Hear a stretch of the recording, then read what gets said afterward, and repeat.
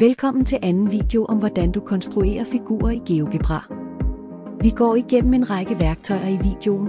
Hvis noget går for stærkt, skal du selvfølgelig bare pause videoen eller spole tilbage og se det igen.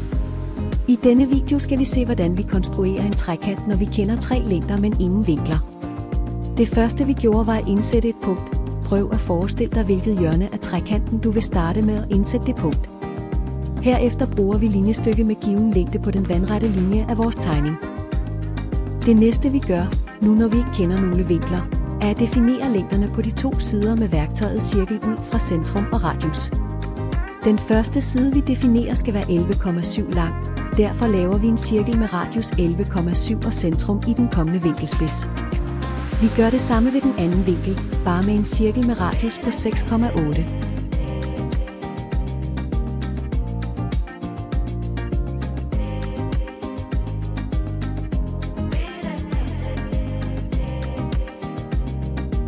Der hvor de 2 cirkler mødes er der hvor vores sidste vinkelspids i trekanten er.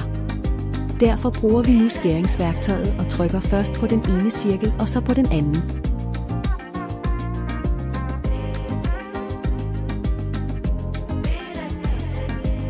Vi kan nu tegne vores trekant med polygonværktøjet.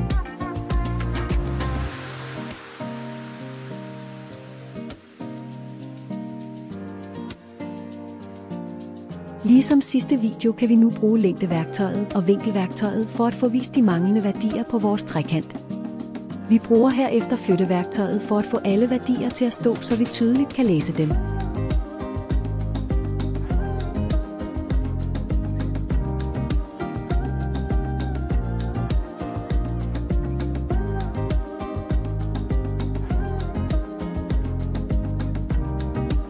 Som en ekstra ting kan vi også bruge arealværktøjet til visning af arealet inde i figuren, og længdeværktøjet kan vi bruge til at vise hele omkredsen ved at klikke inde i figuren.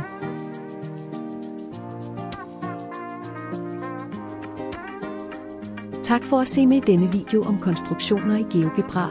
Jeg håber du fik noget ud af at se videoen. Vi ses i næste video.